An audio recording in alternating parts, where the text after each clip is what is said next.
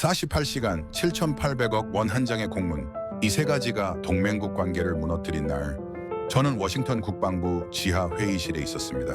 새벽 2시 47분. 긴급 소집령이 떨어졌죠. 한국이 폭탄을 던졌어.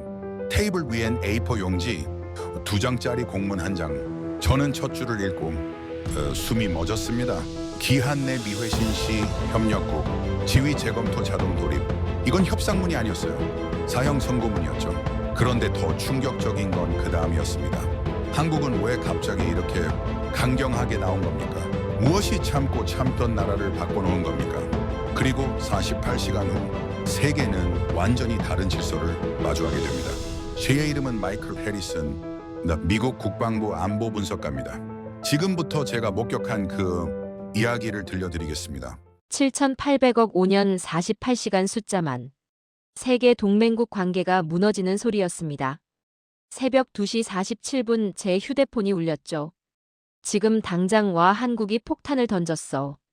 국방부 지하 회의실 12명이 모였습니다. 아무도 말이 없었어요. 테이블 위엔 공문 한 장 어포 용지. 2장짜리. 저는 첫 줄을 읽었습니다. 그리고 두 번째 줄에서 멈췄죠. 48시간 내 서면 회신 요청 기한 경과 시. 협력국 지휘 재검토 자동. 돌입 재검토가 아니었습니다. 관계 종료 선언문이었어요. 그리고 마지막 줄 기납부금. 반환 의무 없음. 7,800억이 공중으로 날아갔습니다. 48시간 후엔 동맹도 따라갈 거였죠. 제 이름은 마이클 해리슨입니다. 미국 국방부 안보 분석가로 15년을 일했어요. 동맹국 간 협력 관계, 무기 거래, 기술 이전을 추적하는 게 제 일이죠. 그날 밤 저는 역사가 바뀌는 걸 목격했습니다. 사건의 시작은 단순했어요. 인도네시아가 한국과 KF-21 전투기 공동개발 계약을 맺었습니다. 분담 비율 20% 금액으로 환산하면 약 1조 6천억 원이었죠. 그런데 문제가 생겼습니다. 인도네시아가 돈을 안 냈어요. 1년, 2년, 3년, 5년이 흘렀습니다. 누적 미납액 7,800억 약속한 기술. 인력 파견도 지키지 않았죠. 처음 계약했던 물량 48대는 16대로 줄어들었습니다. 보통은 여기서 끝나요. 협상 테이블에 다시 앉아서 조율하는 거죠. 기한 연장, 분할 납부, 이자 조정. 그런데 한국은 달랐습니다.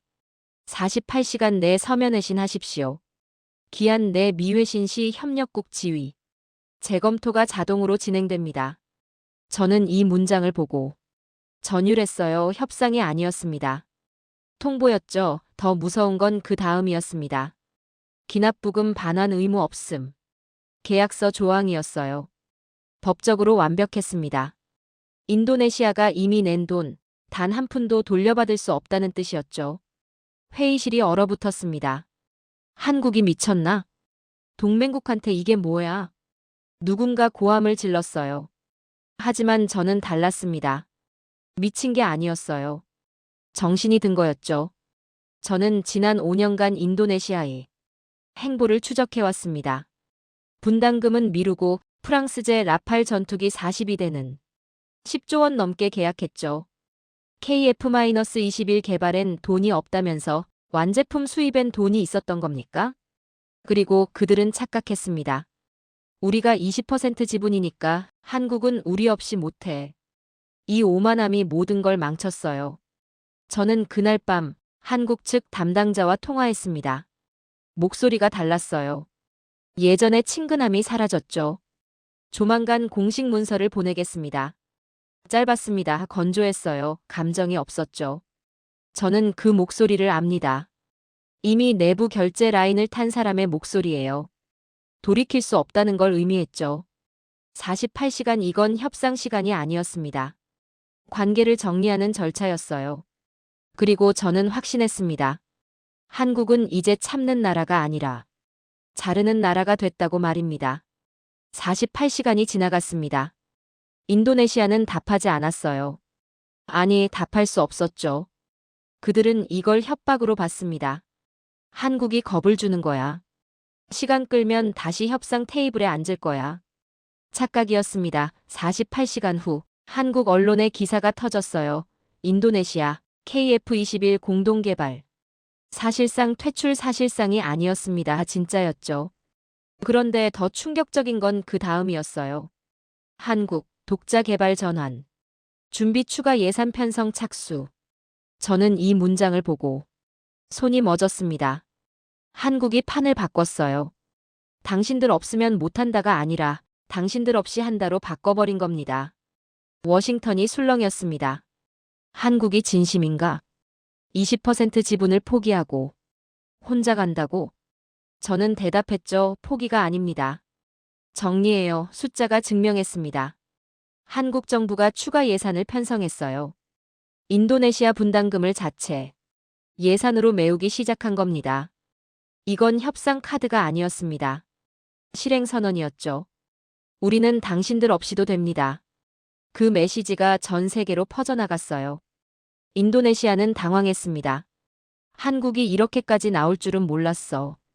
다시 협상하자고 해 늦었어요. 저는 그때 서울로 날아갔습니다. 직접 확인하고 싶었죠. 한국항공우주산업 본사 회의실 테이블. 위엔 서류 더미가 쌓여 있었어요. 한국 측 담당자가 말했습니다. 표정 하나 변하지 않았죠. 미남 누적액 7,800억 원. 기술 인력 파견 이행률 15%. 의무 준수율 8% 숫자였습니다. 감정이 아니라 기록이었죠. 그리고 이어진 한마디 분담금. 낼 돈이 없다고 하셨죠? 그런데 라팔 42대는 어떻게 계약하셨습니까? 칼이었습니다. 인도네시아 측 대표가. 얼굴이 굳었어요. 그건 다른 예산이고 10조 원이 넘는 예산입니다. KF-21 분담금의 6배가 넘요. 회의실이 조용해졌습니다. 저는 그 순간 알았어요. 이건 협상이 아니라 심판이라는 걸.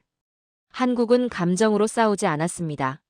숫자로 목을 조였죠. 이미 납부하신 금액은 어떻게 됩니까? 인도네시아 측이 물었어요. 한국 측 답변은 짧았습니다. 계약서 제12조 사망 기납부금. 반환 의무 없음법이었습니다. 원칙이었죠. 그럼 우리가 낸 돈은 그냥 날아간단 말입니까? 계약서에 서명하셨습니다. 5년 전에요. 대화가 끝났습니다. 저는 회의실을 나오며 생각했어요. 한국은 복수하지 않았습니다. 원칙을 지켰을 뿐이죠. 그런데 그게 더 무서웠어요. 분노는 협상의 언어입니다. 침착함은 종료의 언어죠. 한국은 끝까지 침착했습니다. 그날 밤 국제 언론이 움직이기 시작했어요. 한국 파트너 없이 독자 개발 선언. 인도네시아 무임 승차. 논란 프레임이 바뀌었습니다. 피해자가 아니라 가해자로요. 인도네시아는 한국의 일방적 통보라고 반박했습니다. 하지만 세계는 달랐어요. 5년간 의무를 지키지 않았으면서 무슨 소리냐 숫자는 거짓말하지 않습니다. 7,800억 미납 파견 인력. 15% 의무 이행 8%. 모든 게 기록으로 남아 있었죠. 저는 그날 확신했습니다. 한국은 이제 매달리는 쪽이 아니라는 걸. 판을 바꾸는 쪽이라는 걸. 그리고 다음 질문이 떠올랐어요. 그럼 이 빈자리는 누가 채우나? 빈자리는 48시간 만에 채워지기 시작했습니다. 필리핀이었어요. 인도네시아 퇴출 소식이 터진 지 이틀 후 필리핀 국방부 장관이 서울행 비행기에 올랐죠. 언론은 몰랐습니다. 공식 일정도 아니었어요. 하지만 저는 알았습니다. 워싱턴은 다 알죠. 회의는 비공개로 진행됐습니다. 3시간 나왔었을 때 필리핀 장관의 표정이 달라져 있었어요. 한국은 진지합니다. 단 한 문장이었습니다. 하지만 충분했죠. 저는 그날 밤 필리핀 측 관계자를 만났어요. 한국이 뭐라고 하던가요? 그가 대답했습니다. 조건이 없었습니다. 조건이 없다고요? 내 개발 파트너로 돼야겠다고 했어요. 구매국이 아니라요. 저는 숨이 멎었습니다. 이게 한국 방식이었어요. 돈만 내고 받아가라가 아니라 같이 만들자였던 겁니다. 필리핀이 물었다고 하더군요. 분담금 일정을 못 지키면 어떻게 됩니까? 한국은 대답했습니다. 계약서를 지켜주십시오. 그게 전부입니다. 단순했습니다. 명확했죠. 약속을 지키면, 파트너 안 지키면, 퇴출 규칙이 명확한 게임이었어요. 그런데 이게 더 무서웠습니다. 필리핀만이 아니었어요. 폴란드가 움직였습니다. 말레이시아가 문의했죠. 중동에서도 연락이 왔어요. 모두가 같은 질문을 했습니다. 한국은 약속을 지킵니까? 납기 가격 기술 이전 인도네시아. 사태를 보고 확신한 겁니다. 한국은 말이 아니라 행동으로 답한다는 걸요. 저는 이 흐름을 보며 전율했어요. 시장이 재편되고 있었습니다. 과거엔 이랬죠. 비싸도 유명한 무기를 사자 기술은 못 얻어도 성능은 보장되니까. 그런데 지금은 달랐습니다. 약속을 지키는 나라에서 사자같이 성장할 수 있는 파트너를 고르자 기준이 바뀐 겁니다. 한국이 그 기준을 만들었어요. 워싱턴 회의실에서 누군가 말했습니다. 한국이 시장 판도를 바꾸고 있어. 이거 심각한데? 저는 고개를 끄덕였죠. 심각했습니다. 하지만 막을 수 없었어요. 한국은 광고하지 않았습니다. 협박하지도 않았죠. 그냥 원칙을 지켰어요. 그게 전부였습니다. 그런데 세계가 반응했습니다. 같은 시각 인도네시아는 달랐어요. 언론은 여전히 한국의 일방적 통보를 비난했습니다. 우리가 피해자다 하지만 국제사회는 달랐죠. 5년간 의무를 안 지킨 쪽이 피해자라고요? 신뢰는 한번 깨지면 돌이킬 수 없습니다. 인도네시아의 변명은 먹히지 않았어요. 오히려 역효과였죠. 저 나라와 계약하면 저렇게 되는구나. 필리핀 국방 관계자가 제게 말했습니다. 인도네시아를 보고 배웠습니다. 한국과 일할 땐 계약서가 전부라는 걸요. 저는 웃음이 나왔어요. 인도네시아가 반면교사가 됐습니다. 저렇게 하지 말아야지의 교과서가 된 거죠. 그날 밤 저는 보고서를 썼습니다. 한국 방산의 경쟁력은 성능이 아니다. 신뢰다 15년 일하며 처음 쓴 문장이었어요. 무기는 기술로 만들지만 시장은 신뢰로 만들어진다는 걸 배웠습니다. 한국은 그걸 증명했죠. 그리고 다음 질문이 떠올랐습니다.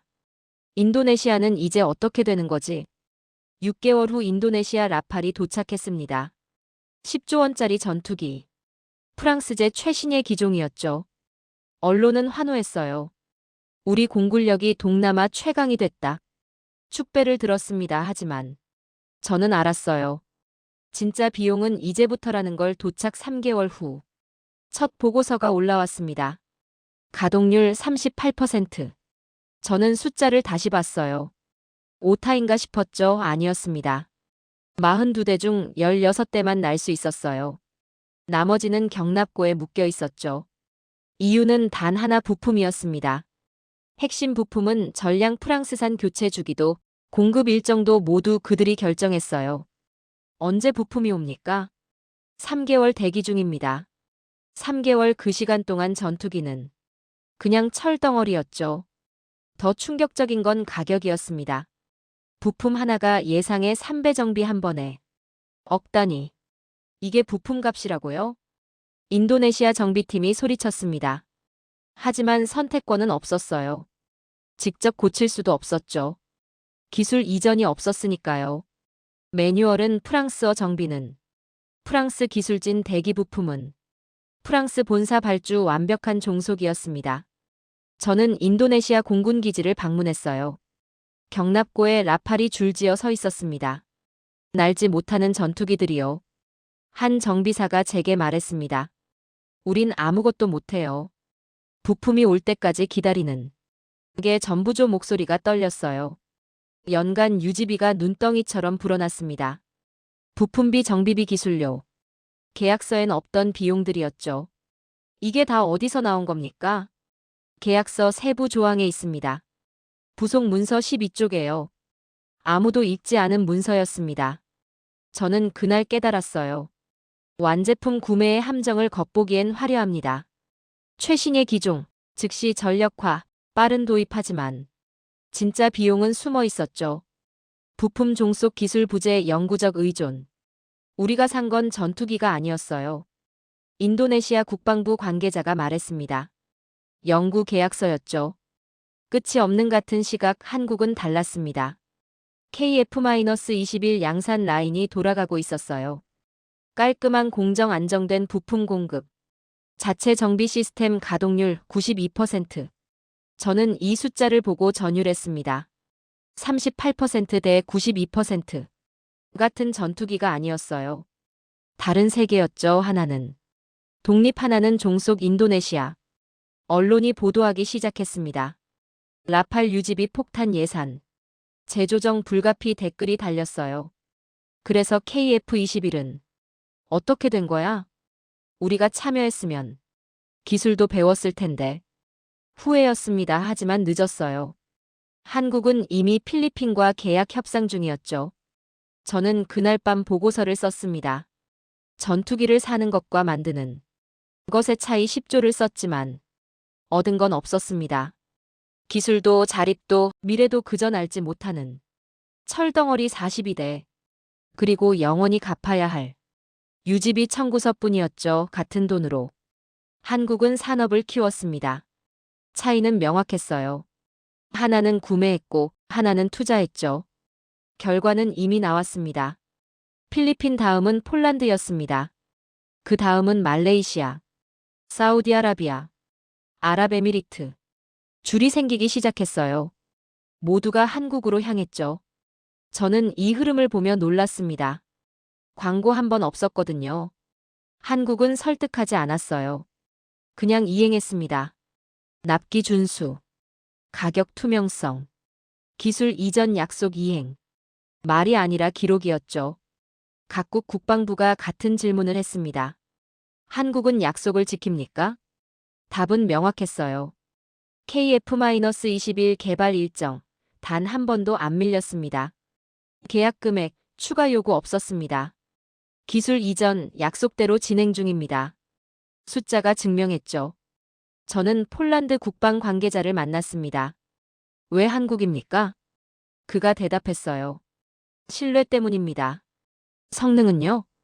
성능은 기본이죠. 하지만 신뢰는 다릅니다. 그가 계속 말했습니다. 우린 무기만 사는 게 아니에요. 파트너를 고르는 겁니다. 한 문장이 모든 걸 설명했죠.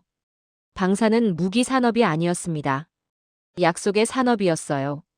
한번 깨진 신뢰는 계약서로 회복되지 않습니다. 인도네시아가 그걸 증명했죠. 국제 언론이 보도하기 시작했습니다. 한국 방산 신뢰로 시장 재편 납기 준수율 98%, 업계 최고. 숫자는 거짓말하지 않았어요. 같은 시각. 인도네시아는 달랐습니다. 피해자 프레임은 국내용에 불과했죠. 국제사회는 차갑게 반응했습니다. 5년간 의무 이행 8%. 이게 피해자입니까? 전문가들이 한 목소리로 말했어요. 무임승차의 결과다. 평판이 무너졌습니다. 한 중동 국가 관계자가 제게 말했죠. 인도네시아와는 계약 안 합니다. 신뢰가 없어요. 잔인했습니다. 하지만 사실이었죠. 시장은 감정에 반응하지 않습니다. 기록에 반응하죠. 인도네시아의 기록은 명확했어요. 분담금 미납, 약속 파기, 책임 회피. 이 기록이 평판을 만들었습니다. 말레이시아가 한국과 협상 테이블에 앉았습니다. 첫 질문이 이거였어요. 계약을 어기면 어떻게 됩니까? 한국은 대답했습니다. 인도네시아처럼 됩니다. 명확했죠. 말레이시아 관계자가 고개를 끄덕였어요. 좋습니다. 우린 지킬 겁니다. 규칙이 명확한 게임. 그게 신뢰를 만들었습니다. 저는 워싱턴 회의실에서 보고했어요. 한국이 시장 기준을 바꾸고 있습니다. 어떻게요? 약속을 지키는 나라만 선택받는 구조를 만들었습니다. 회의실이 조용해졌어요. 누군가 물었습니다. 그럼 우리는요? 저는 대답했죠. 우리도 약속을 지켜야 합니다. 이제 그게 기준이에요. 시대가 바뀌었습니다. 과거엔 힘이 기준이었어요. 이제는 신뢰가 기준이죠. 한국은 설득하지 않았습니다. 증명했어요. 우리는 변명을 쌓았고 한국은 실적을 쌓았습니다. 결과는 명확했죠. 같은 날, 두 개의 장면이 펼쳐졌습니다. 서울. 대통령이 KF-21 양산 출고식에 참석했어요. 우리는 해냈습니다. 독자적으로. 환호가 터졌죠. 자카르타. 인도네시아 국방부 회의실. 전력 공백 보고서 추가 예산 요청. 한숨만 나왔습니다. 같은 하늘. 다른 현실이었죠. 한쪽은 독립선언. 한쪽은 예산 경고. 격차는 이제 되돌릴 수 없었습니다. 저는 그날 밤 확신했어요. 신뢰가 무너지면 국가도 할인된다는 걸. 그리고 한국은 이제 할인되지 않는 나라가 됐다는 걸. 시장이 선택했습니다. 1년 후. 인도네시아 국회에 보고서가 제출됐습니다. KF-21 협력 중단으로 인한 손실 추정. 숫자가 나왔어요. 30조 원. 저는 이 숫자를 보고 숨이 멎었습니다. 날림 분담금만이 아니었어요. 포기한 기술 이전. 상실한 현지 생산 기회. 증발한 일자리. 사라진 수출 가능성. 모든 걸 합산한 결과였죠. 30조. 한 번의 선택이 만든 청구서였습니다. 국회는 술렁였어요. 이게 다 무슨 숫자입니까? 감사원이 대답했습니다. 만약 협력을 유지했다면 얻을 수 있었던 가치입니다. 만약. 이 단어가 가장 잔인했어요. 만약 분담금을 성실히 냈다면, 만약 기술진을 제때 보냈다면, 만약 파트너로 존중했다면, 모든 질문은 같은 답으로 끝났습니다. 늦었다. 저는 인도네시아 국방부 관계자를 다시 만났습니다. 그의 눈엔 생기가 없었어요. 우린 착각했습니다. 뭘 착각했죠? 한국이 우릴 필요로 한다고 믿었어요. 20% 지분이니까요. 그가 쓴웃음을 지었습니다. 근데 한국은 우리 없이 갔어요. 그게 가장 뼈아팠습니다. 숫자가 그걸 증명했죠. KF-21 양산은 예정대로 진행됐습니다. 수출 계약은 늘어났어요. 필리핀, 폴란드, 말레이시아. 한국은 멈추지 않았습니다. 반면 인도네시아는 어땠습니까? 라팔 42대, 경납고에 16대, 가동률 38%. 연간 유지비는 천문학적으로 불어났어요. 부품비만 매년 수천억. 기술료 별도. 정비비 추가. 끝이 없었습니다. 이게 언제까지 계속됩니까? 전투기가 퇴역할 때까지요. 20년은 더 갑니다. 20년. 영구 종속 계약이었죠. 저는 대비표를 만들었습니다. 한쪽엔 라팔, 한쪽엔 KF-21. 라팔 완제품 구매, 기술 제로, 영구 종속 KF-21 공동 개발, 기술 이전, 자립 가능. 같은 돈. 다른 미래였습니다. 우리는 무기를 샀고 한국은 산업을 만들었습니다. 인도네시아 관계자가 말했어요. 맞았습니다. 10조를 썼지만 손에 남은 건 없었죠. 기술도 없고, 자립도 없고, 미래도 없었습니다. 그저 유지비 청구서만 쌓여갔어요. 정치적 책임 공방이 시작됐습니다. 누가 이 결정을 내렸습니까? 왜 한국과의 관계를 끊었습니까? 책임자 색출, 감사 착수, 사퇴 압박. 한 사람의 판단이 국가 전략을 흔들었습니다. 저는 이 광경을 보며 생각했어요. 실패는 한 번에 오지 않는다고. 선택의 누적으로 온다고. 분담금을 미룬 선택. 라파를 계약한 선택. 한국을 무시한 선택. 하나하나가 쌓여서 30조가 됐습니다. 같은 시각. 한국은 달랐어요. 수출 계약 체결식. 양산 라인 확대 발표. 기술 고도화 선언. 세계는 이미 한국으로 움직이고 있었죠. 저는 마지막 보고서를 썼습니다. 제목은 이거였어요. 호구는 영원하지 않다. 한국은 참았습니다. 5년을 견뎠죠. 하지만 한계를 넘는 순간 조용히 잘라냈어요. 그리고 세계는 그 결단을 존중했습니다. 신뢰를 저버린 쪽은 오래 기억됩니다. 인도네시아가 그랬죠. 30조는 돈이 아니었습니다. 시간과 신뢰의 가격이었어요. 되돌릴 수 없는 선택의 대가였죠. 저는 그날 밤 깨달았습니다. 방사는 무기를 파는 게 아니라는 걸. 미래를 거래하는 산업이라는 걸. 한국은 미래를 팔았고 인도네시아는 현재를 샀습니다. 결과는 이미 나왔어요. 2년 후 파리 에어쇼. 저는 그곳에 있었습니다. 세계 방산 관계자들이 모이는 자리였죠. 그런데 분위기가 이상했어요. 한국 부스 앞에 줄이 서 있었습니다. 유럽 방산 업체 임원, 미국 국방부 관계자, 일본 방위성 대표, 모두가 KF-21을 보고 있었어요. 저는 일본 관계자 옆에 섰습니다. 그가 중얼거렸죠. 우리가 과소평가했어. 저는 귀를 의심했습니다. 뭐라고 하셨습니까? 그가 저를 봤어요. 한국의 항공산업을 과소평가했다고 했습니다. 이건 외교 수사가 아니었어요. 패배 인정이었죠. 미국 관계자도 비슷했습니다. 독자 개발을 끝까지 완주할 줄은 몰랐어요. 왜요?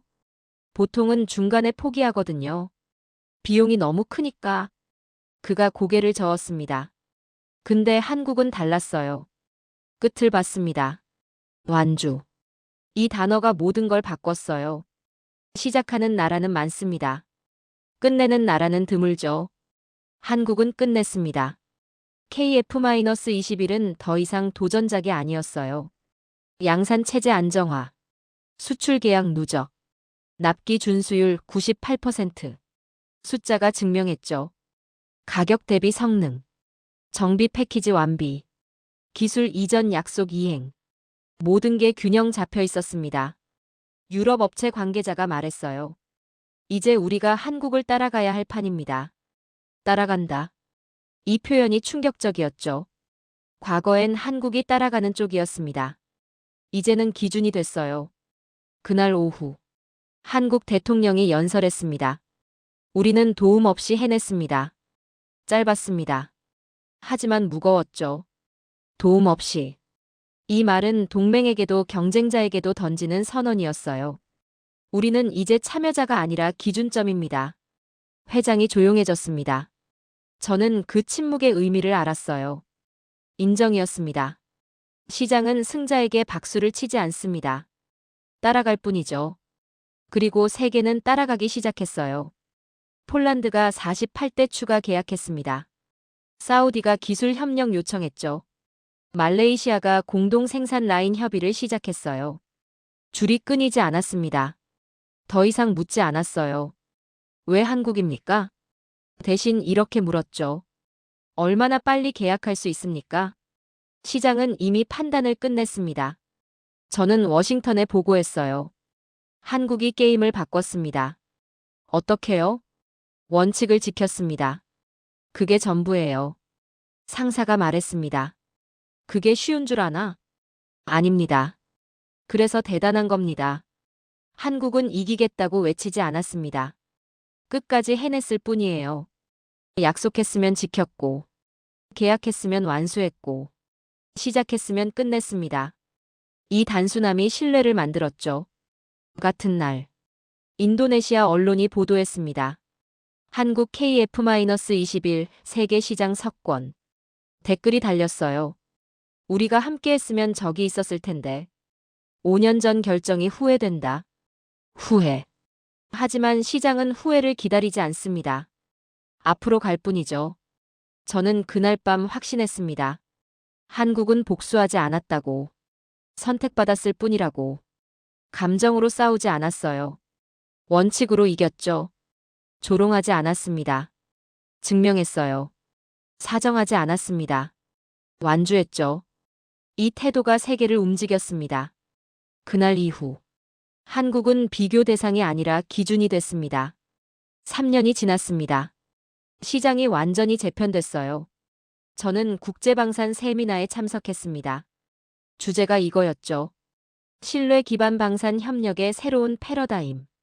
발표자가 말했습니다. 방산은 무기 산업이 아닙니다. 국가 신뢰의 집합체입니다. 청중이 고개를 끄덕였어요. 기술력만으로는 시장을 지배할 수 없다는 걸 모두가 배웠죠. 개발 완주, 계약 이행, 파트너 존중. 이 세 가지를 동시에 증명한 나라. 그게 한국이었습니다. 과거의 공식이 무너졌어요. 비싸도 유명한 무기를 사자. 이 논리는 더 이상 통하지 않았습니다. 같이 만들고 같이 키우는 나라를 선택하자. 시대가 바뀐 겁니다. 한국은 이 변화의 중심에 섰어요. 저는 세미나 후 인도네시아 관계자를 만났습니다. 새로운 사람이었죠. 전임자는 사퇴했거든요. 우리가 실패한 이유를 분석했습니다. 그가 보고서를 펼쳤어요. 개인의 문제가 아니었습니다. 구조의 문제였죠. 무슨 뜻입니까? 갑질, 무임승차, 단기 계산. 이게 시스템이었어요. 그가 한숨을 쉬었습니다. 이 방식은 더 이상 통하지 않습니다. 세계가 다음 단계로 넘어갔거든요. 맞았습니다. 시장은 이미 변했어요. 약속을 안 지키는 나라는 배제됐습니다. 신뢰를 깬 국가는 할인됐죠. 규칙이 명확해진 겁니다. 저는 워싱턴 회의실에서 발표했어요. 한국이 보여준 가장 무서운 능력은 뭡니까? 동료들이 대답했습니다. 기술력, 가격 경쟁력. 저는 고개를 저었습니다. 참을성 이후의 결단입니다. 회의실이 조용해졌어요. 한국은 오래 참습니다. 5년을 견뎠죠. 하지만 한계를 넘는 순간 조용히 끊습니다. 이 메시지가 모든 협력국에게 전달됐어요. 호구처럼 보여도, 참는 것처럼 보여도 한계선은 존재한다고. 그리고 그 선을 넘으면 돌아올 수 없다고. 필리핀 관계자가 제게 말했습니다. 우린 인도네시아를 보고 배웠어요. 뭘 배웠죠? 한국과 협력한다는 건 싸게 사는 게 아니라는 걸요. 그럼 뭡니까? 약속을 지키는 국가가 되는 시험입니다. 정확했습니다. 한국과의 협력은 거래가 아니었어요. 자격 검증이었죠. 지킬 수 있는가? 존중할 수 있는가? 파트너가 될 수 있는가? 이 질문에 답해야 했습니다. 폴란드는 답했어요. 필리핀도 답했죠. 말레이시아도 증명했습니다. 그들은 선택받았어요. 인도네시아는 답하지 못했습니다. 그래서 배제됐죠. 새로운 기준이 확정됐습니다. 강대국은 소리치지 않는다. 기준을 만든다. 한국이 그랬어요. 광고하지 않았습니다. 기준을 보여줬죠. 협박하지 않았습니다. 원칙을 지켰어요. 설득하지 않았습니다. 완주했죠. 이게 새로운 룰이었습니다. 저는 마지막 보고서 제목을 이렇게 썼어요. 질서는 이렇게 바뀐다. 한국의 무기는 하늘을 납니다. 하지만 진짜 힘은 계약서에 있었어요. 참을성은 약점이 아니었습니다. 결단을 위한 에너지였죠. 그리고 결단의 순간 세계는 움직였습니다. 이제 선택은 간단합니다. 약속을 지킬 것인가? 배제될 것인가? 두 가지뿐입니다. 한국은 이 질서를 만들었어요. 말이 아니라 행동으로. 감정이 아니라 원칙으로. 소리가 아니라 결과로. 저는 그날 밤 깨달았습니다. 이건 감동담이 아니라는 걸.